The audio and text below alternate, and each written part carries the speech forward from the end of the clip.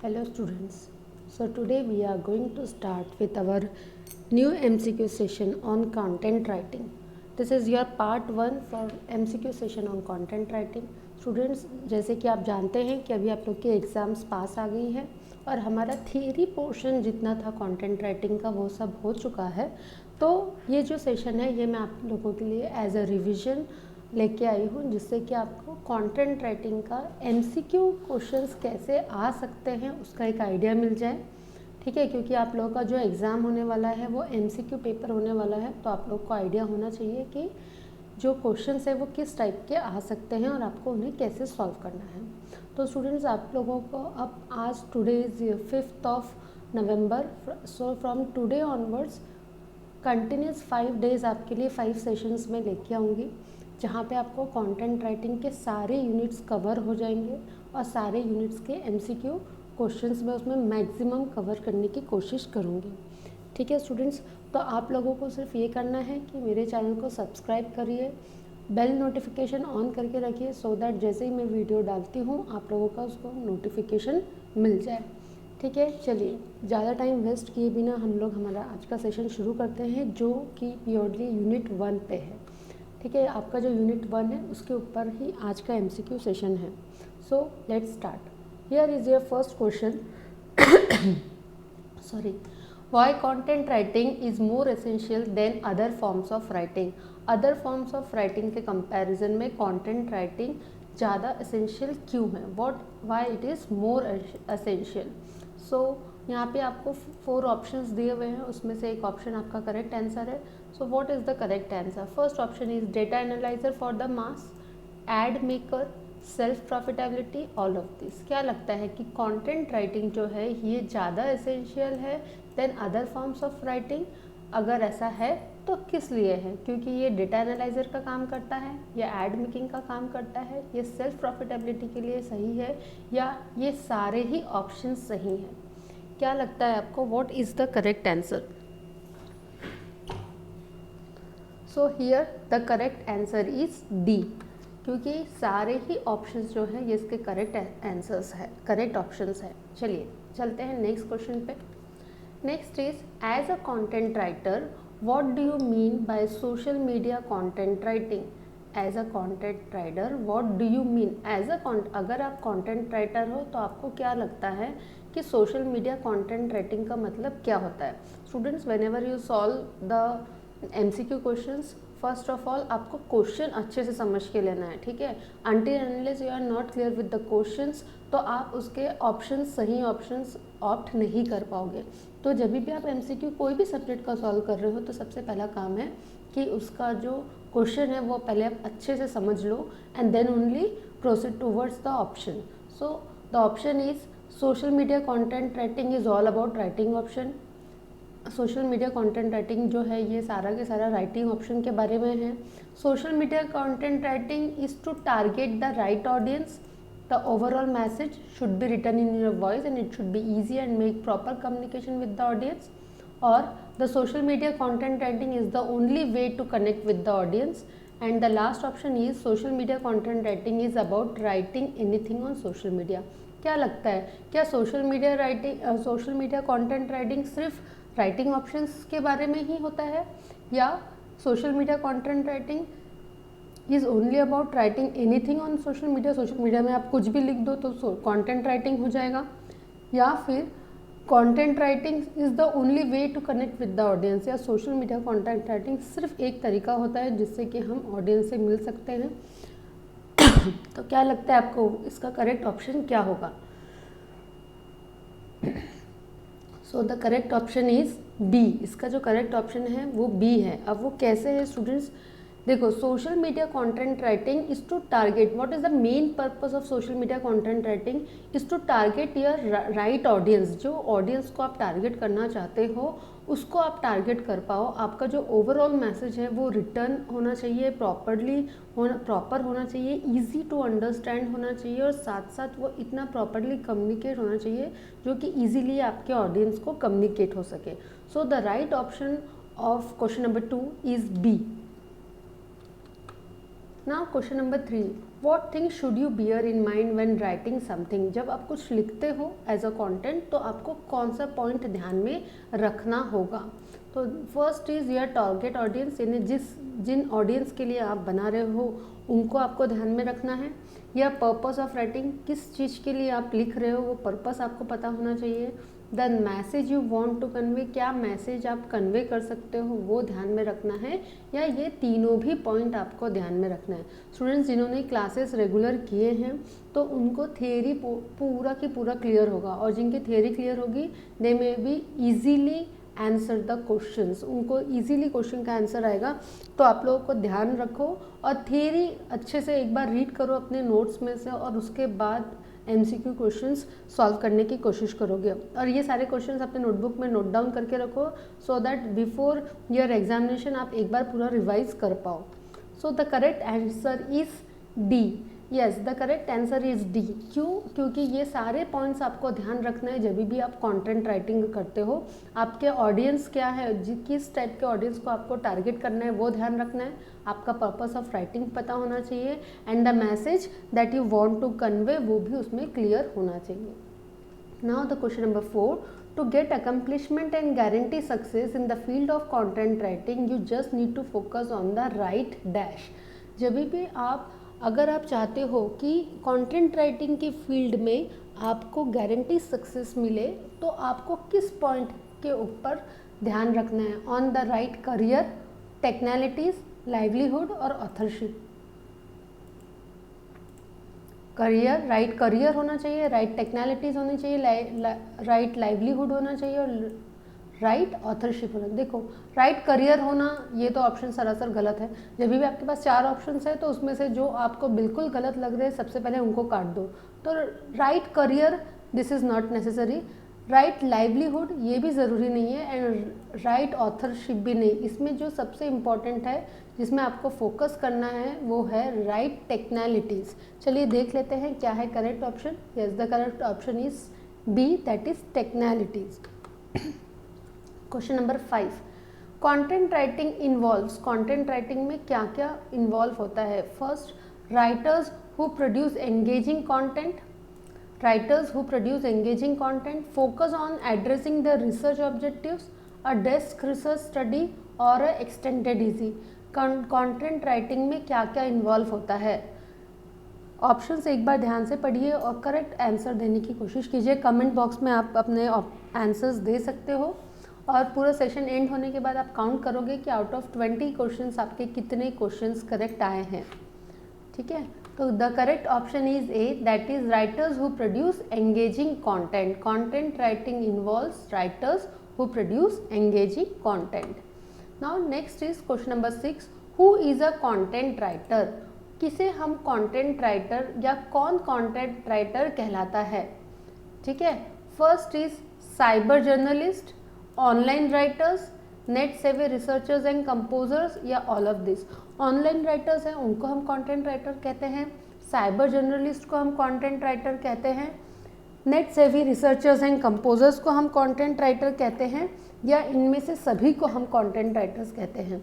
तो yes, the correct option according to me is all of this. ये सारे के सारे जो हैं ये कंटेंट राइटर के कैटेगरी में आते हैं। Next is question number 7, what is the job of a content writer. Content writer का काम क्या होता है। What is the job of a content writer. Providing useful information on a specific topic, creating an and user value, creating content for industrial gain, all of this. क्या लगता है, what is the job of content writer. Content writer का काम क्या होता है। Providing useful information और specific topic, किसी स्पेसिफिक टॉपिक के ऊपर कुछ यूजफुल इंफॉर्मेशन प्रोवाइड करना, creating an and user value, creating content for industrial gain, या इनमें से तीनों भी ऑप्शन सही हैं। तो yes, the right option is D, all of this. ये सारे ही ऑप्शन सही है, क्योंकि कंटेंट राइटर का काम यूजफुल इंफॉर्मेशन प्रोवाइड करना भी होता है, एंड यूज़र वैल्यू क्रिएट करना भी होता है, और साथ साथ में industrial gain create, content for industrial gain create करना भी होता है। Now question number 8, on which parameters is article writing assist. Article writing किस पैरामीटर में असिस्ट किया जाता है? तो first is content, on the basis of content, on the basis of expression, on the basis of fluency and format, और all of this. Students क्योंकि ये live session नहीं है इसीलिए मैं थोड़ा सा फास्ट जा रही हूँ, बट स्टिल अगर आप लोगों को हर एक क्वेश्चन के ऊपर एक्सप्लेनेशन चाहिए तो आप मुझे वैसा कमेंट करके बताइए, सो दैट नेक्स्ट सेशन से मैं आपको हर एक क्वेश्चन को ज़्यादा डिटेल में एक्सप्लेन करूँगी। अभी टाइम बचाने के एंगल से मैं आपको फास्ट हम आगे प्रोसीड कर रहे हैं। तो कौन सा पैरामीटर होता है जिससे कि आर्टिकल राइटिंग असेस किया जाता है? तो the correct answer is D, that is content, expression, fluency and format. ये सारे ही फॉर्मेट है जिसके बेसिस पे आपके आर्टिकल राइटिंग को असेस किया जाता है। Now question number 9, so how should an article be ended? एक आर्टिकल कैसे एंड किया जाता है? By thanking the audience, by greeting the audience with a suitable conclusion, या ऑल ऑफ दिस। आप ऑडियंस को थैंक करके आर्टिकल क्लोज करते हो, ऑडियंस को ग्रीट करके, या एक सुटेबल कंक्लूजन के साथ आप क्रिएट करते हो, या तीनों की तीनों ऑप्शन सही हैं? क्या लगता है what will be the correct answer? So the correct answer is with a suitable conclusion. Suitable conclusion के साथ ही हमेशा आपका आर्टिकल जो है वो एंड होना चाहिए। Next is that is question number 10। Question number 10 is what does SEO stand for? SEO का फुल फॉर्म क्या है? जिन्होंने क्लासेस अटेंड किए हैं उनको इसका मतलब बहुत अच्छे से पता है, मैंने बहुत डिटेल में एक्सप्लेन की थी। द ऑप्शंस इज सिक्वे, even offer, service engine oriented, second executive officer, search engine optimization. इन चारों में से क्या करेक्ट ऑप्शन है? तो yes, the correct option is search engine optimization. SEO means search engine optimization. इसके थ्रू हम क्या करते हैं, हम हमारे कंटेंट को कोशिश करते हैं कि ज़्यादा से ज़्यादा व्यूज़ उसमें आए, सो दैट जब भी हम कुछ सर्च करें तो सबसे ऊपर हमारा ही इसका कंटेंट का लिंक लोगों को दिखाई दे। Next is which of the following is not a key element of effective content writing? इनमें से कौन सा की एलिमेंट नहीं है for effective content writing? Students ये नॉट वर्ड याद रखना है ना, बहुत बार क्वेश्चन में नॉट रहता है लेकिन हमारा इस पे ध्यान नहीं रहता है और हमको ये लगता है कि key element of effective content writing क्या है, बल्कि यहाँ पे पूछा गया है which of the following is not a key element of effective content writing. Effective content writing का कौन सा की एलिमेंट नहीं है? क्लैरिटी, ब्रीविटी, कॉम्प्लेक्सिटी और रिलेवेंस। क्या लगता है what is the correct answer?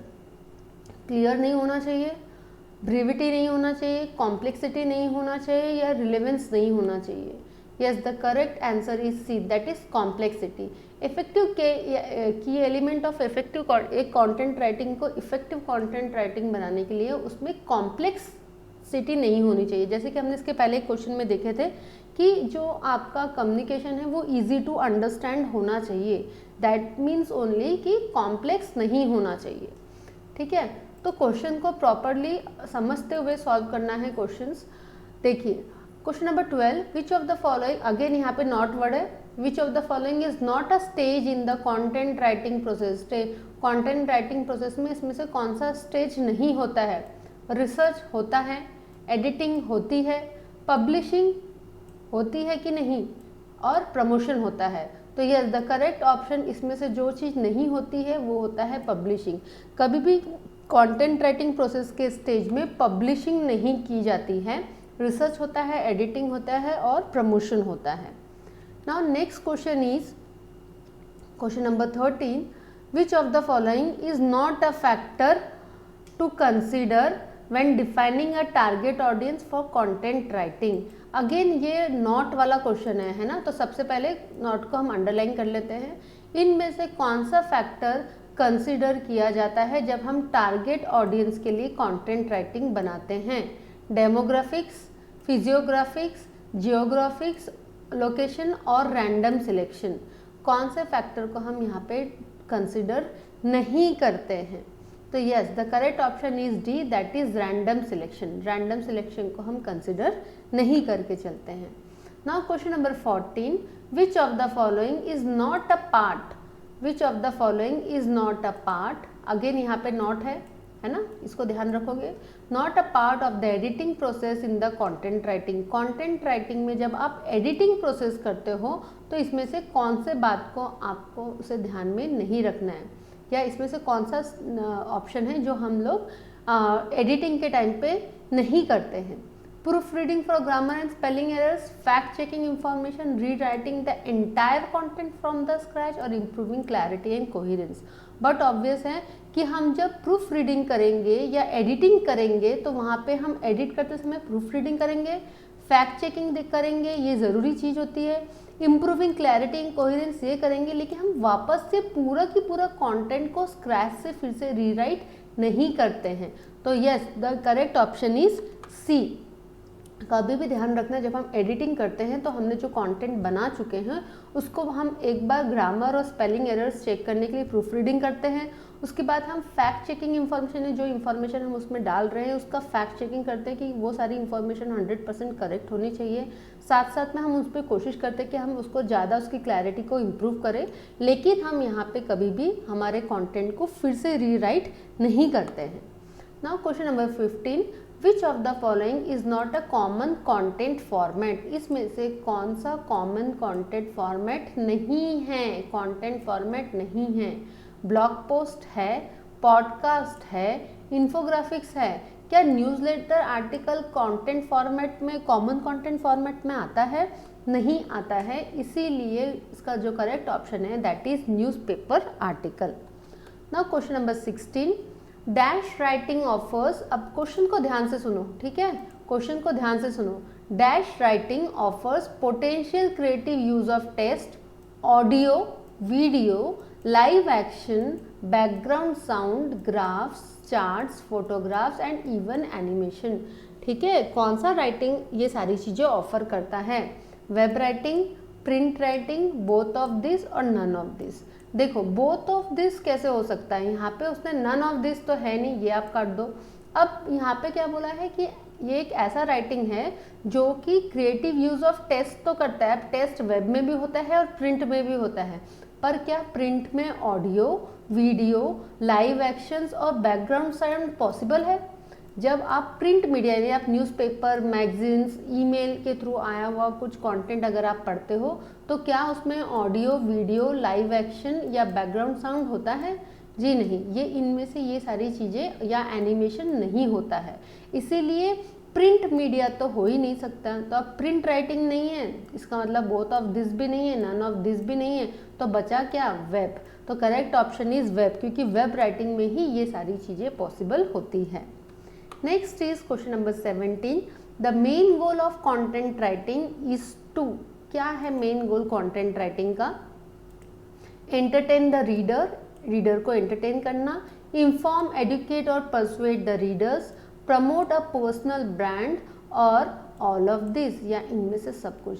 Content writing का मेन गोल क्या है? रीडर्स को एंटरटेन करना, रीडर्स को इंफॉर्म, एडुकेट करना, पर्सनल ब्रांड को प्रमोट करना, या तीनों भी जो ऑप्शंस है वो उसके करेक्ट ऑप्शंस है।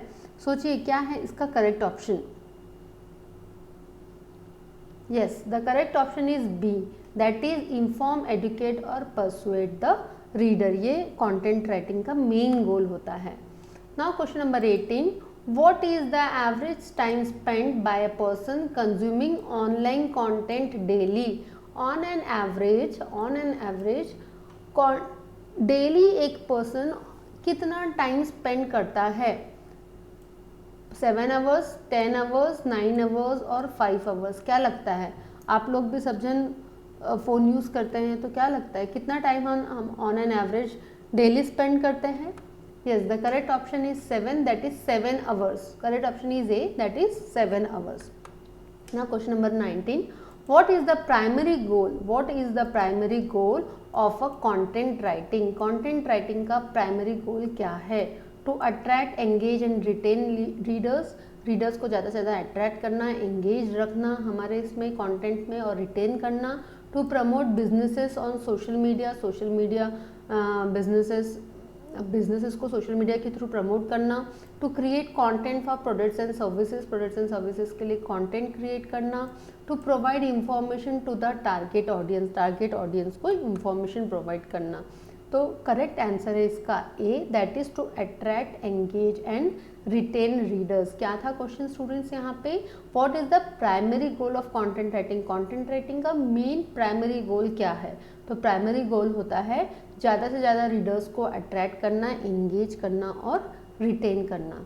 Now the last question is what is involve in the content writing process, content writing process में क्या इन्वॉल्व होता है, only creative thinking and writing, careful planning, research and editing, only research and planning, only writing and publishing. इसमें से क्या चीज़ होती है जो कंटेंट राइटिंग प्रोसेस में इन्वॉल्व होती है, तो yes the correct option is B, that is careful planning, research and editing. Students अभी आप लोग का काम है कि ये 20 क्वेश्चंस जो मैंने दी थी ये आपको नोट डाउन करना है और कमेंट करके मुझे बताना है कि आउट ऑफ 20 आप लोगों के कितने करेक्ट आंसर्स आए थे। मेरे आंसर्स बताने के पहले आप लोगों ने जो आंसर्स सोचे थे वो आउट ऑफ 20 कितने करेक्ट आंसर्स थे। ठीक है स्टूडेंट्स, तो कोशिश कीजिए कि हमारा मैक्सिमम से मैक्सिमम क्वेश्चंस आपके करेक्ट हो। ठीक है, मैक्सिमम क्वेश्चंस आपके करेक्ट हो और साथ साथ में अगर आपको किसी भी प्रकार की कोई भी डाउट है या डिफ़िकल्टी है तो आप कमेंट करके मुझसे पूछ सकते हैं, मैं डेफिनेटली उसका आंसर देने की कोशिश करूँगी। और हम कोशिश करेंगे कि नेक्स्ट क्लास से हम लोग नेक्स्ट सेशन इसका लाइव सेशन ले, सो दैट आप लोग साथ साथ में आंसर दे पाएँ। ठीक है, आज थोड़ा टाइम का इशू था इसीलिए मैंने रिकॉर्डेड वीडियो, रिकॉर्डेड सेशन डाली हूँ, लेकिन नेक्स्ट सेशन से हम इसका लाइव सेशन लेंगे। ओके स्टूडेंट्स, तो नेक्स्ट सेशन में यूनिट 2 और यूनिट 1 को एक बार रीड करके आप आओगे। कल हम लोग लेंगे इसका नेक्स्ट सेशन। अब टाइमिंग्स मैं आप लोग को इन्फॉर्म करूँगी कि किस टाइम पे हमको करना है, नोटिफिकेशन आपको आ जाएगा इनफैक्ट, तो बी प्रिपेयर्ड फॉर दैट और all the best for your examinations. चलो मिलते हैं नेक्स्ट क्लास में, until then goodbye and take